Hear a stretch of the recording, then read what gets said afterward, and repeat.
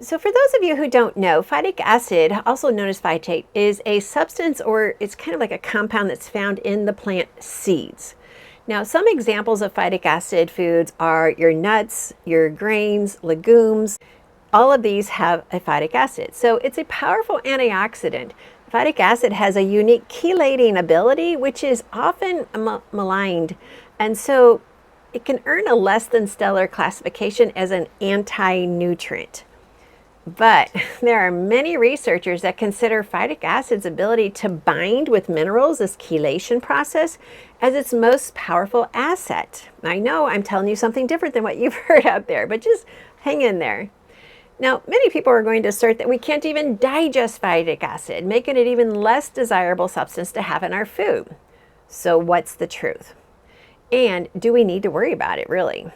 So let's prayerfully look at the findings, and then you can decide for yourself if this phytic acid is as harmful as some claim it to be. So is phytic acid digestible? You may have heard that human beings, we can't digest phytic acid because we don't produce the enzyme phytase.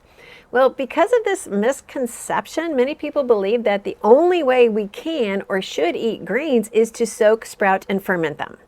Well, since this process supposedly is going to break down the phytic acid in the bran portion of the grain, well, think about this. Then they try to back this up with scripture also, referring pretty much Ezekiel 4:9 as proof that our ancestors and virtually all pre-industrialized people only ate grains that were soaked or fermented. Let's look at what the studies say. Now, it would surprise a lot of people, but studies show that phytic acid, particularly from the wheat bran, actually stimulates the production of phytase in the small intestine. Now, the very enzyme needed to break it down actually happens. So the answer to the question, is phytic acid digestible by humans? Well, it's yes. We can actually digest phytic acid. Untreated phytic acid, they say, will combine with calcium, magnesium, copper, iron, and zinc, and it will block their absorption. Well, we don't want that to happen. But is that really the full story? Some of the most fascinating research tells us something else totally entirely.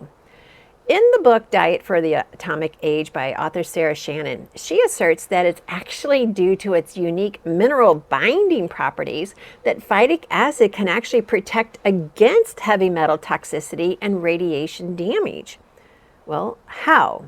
Well, with its mineral binding ability, phytates bind with radioactive and toxic substances, and they actually carry them out of the body after doing this binding. In fact, the more toxic our environment becomes, the more beneficial grains become to us, particularly due to the phytate content. Now, it sounds to me like God knew exactly what he was doing when he said, "Behold, I have given you every herb bearing seed which is upon the face of the earth, and every tree in which the fruit of the tree yielding seed to you, it shall be for meat." Genesis 1:29. Could it be that we've been wrong about this supposed anti-nutrient all along?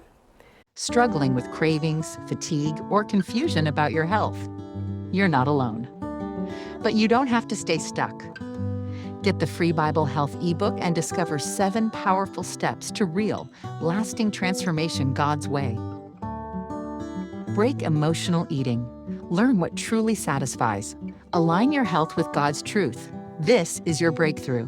Download now and reclaim your God-designed health. So let's look at a powerhouse of properties. Phytic acid benefits. It's more amazing than you actually may think. So phytase activity in the small intestine, it actually increases the absorption of minerals, specifically calcium. And that's according to the Journal of Nutrition, printed in 2000. It has an increase in phytase activity stimulated by phytic acid. It actually offers significant reduction in the formation of cancer cells in the colon. You haven't heard that in those other comments. Now, in the process of digestion, phytic acid releases inositol, which is a key B vitamin. It's necessary for the metabolism of fat and cholesterol. Inositol also boosts energy and helps reduce depression. Now we should go grab some grains. Now we see why there's at least one supplement company in the process of isolating this powerful antioxidant due to its anti-tumor, anti-carcinogenic, and blood sugar regulating properties. So Now you'll be seeing that more out in the market. So why the hate on whole grains? And why are we trying to reduce phytic acid in our food intake by sprouting and fermenting grains if it has such an incredible effect on the body? The truth is that whole grains are an abundant source of iron, calcium, and zinc. And I teach about that when I teach the bread making classes. Now, when we consume whole grains, we're supplying our bodies with necessary nutrients, which we absorb through the production of the phytase in our small intestine. And this is stimulated by the phytic acid. Now, whole grains are a valuable source of inositol as well, along with choline and lecithin, which are also important for the breakdown of cholesterol. Now, from lifelong anemia studies, they've seen healing to colitis and IBS. It's all been improved consuming whole grains and preparing them as God designed them to be. It has changed lives of so many people, but this is contrary to the anti-phytic acid story. And no, the preparation I'm talking about isn't sprouting or fermenting or soaking of grains. Now, I'm going to talk more about why we should do that later.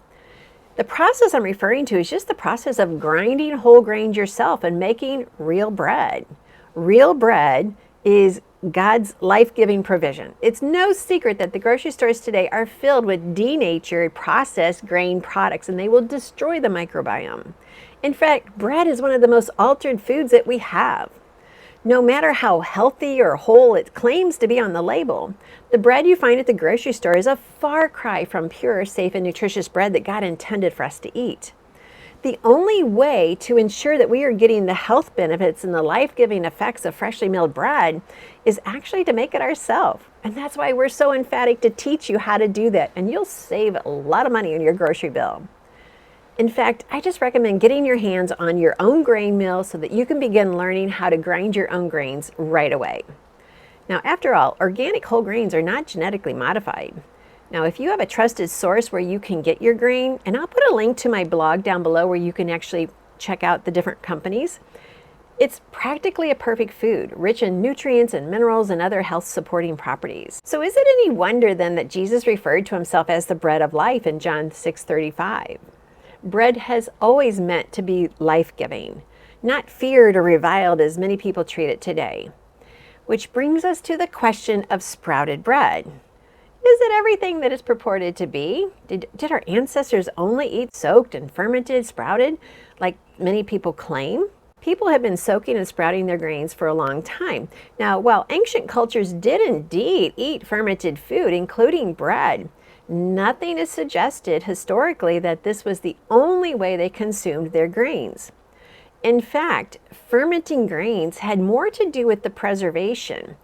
And many foods were fermented in order just to preserve them for stability or to hold on to them. And grains were really no exception to that, although they stored very well just being dry, as we've seen they were put in the tombs of mummies. Now, they would also ferment their grains in order to add texture or flavor and aroma. Now, who doesn't love sourdough bread? So yes, ancient cultures did consume grains that had been fermented, but it was not the only way they consumed their grains. So just to say that they did because doing so would somehow make the grains healthier, it's really just speculation. So God's recipe for phytic acid is just eat rich bread. Now let's look at the misunderstandings surrounding phytic acid. It has led to many to just elevate sprouted bread and beans as the healthier solution. And they offer and support it by God's word, again with Ezekiel 4:9. It's cited as the first place where sprouted bread is mentioned. Well, technically it's not. But if you carefully examine the verse, you're actually going to find that nowhere does it indicate that the grains are sprouted. I know Ezekiel 4:9 bread, it has that verse on the outside. It says, "Take thou also unto thee wheat and barley and beans and lentils and millet and fitches, and put them into one vessel, and make these a bread thereof." God simply instructed Ezekiel to take all of these different grains and legumes and put them into one vessel. It was actually a bag that he would carry around and collect the nutrients, or a single container. It doesn't mention soaking or sprouting. God wanted Ezekiel to make one bread out of the grains and beans combined. Now, this would have resulted in a bread chock full of protein, phytic acid, and other nutrients, enough to sustain Ezekiel over the length of his fast.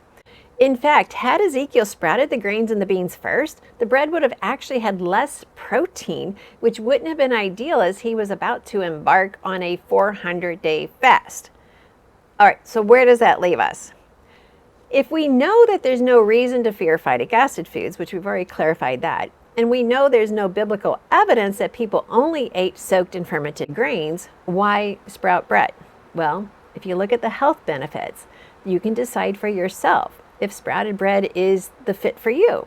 It's totally delicious. Sprouted grains are bursting with vitamins and nutrients. In fact, if you check out what happens when you sprout grains and beans, actually the vitamin A content increases by 300%. Vitamin C, it takes that glucose and converts it to vitamin C by an amazing 500%. So with stats like that, it's no wonder that sprouted grains and beans are very popular.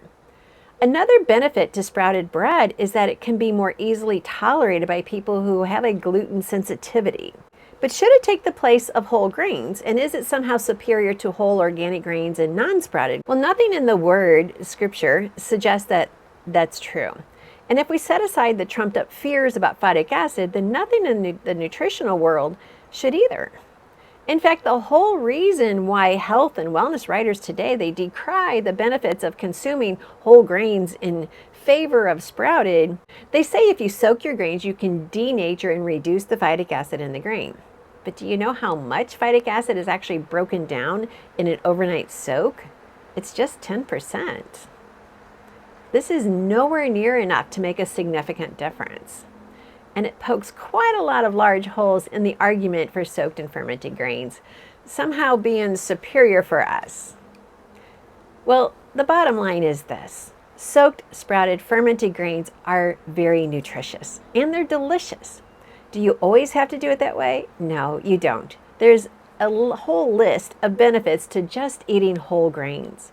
Not processed bread in the store, not processed bread in the restaurants. Mill your grains yourself, make it yourself, whether you make sourdough or fermented grains, totally up to you.